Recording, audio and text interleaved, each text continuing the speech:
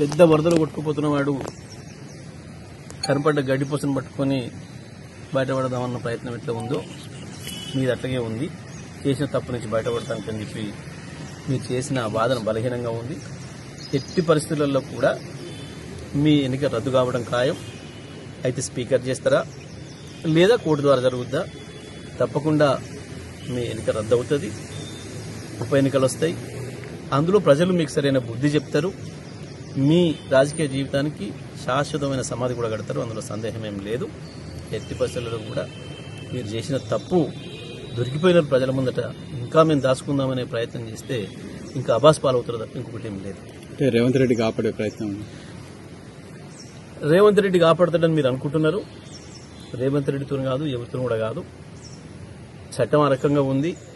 Supreme court ఇప్పటికీ ఆదేశాలు ఇచ్చి ఉంది.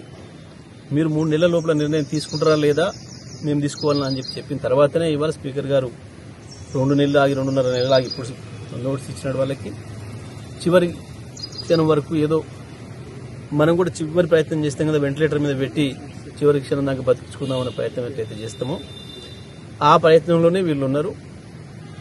ఇప్పుడు ఆ వెంటిలేటర్ కూడా పోతుంది. మీ సభ్యత్వాలు రద్దవుతాయన్న సందేహం లేదు. ఎవరు కూడా కాపాడలేరు.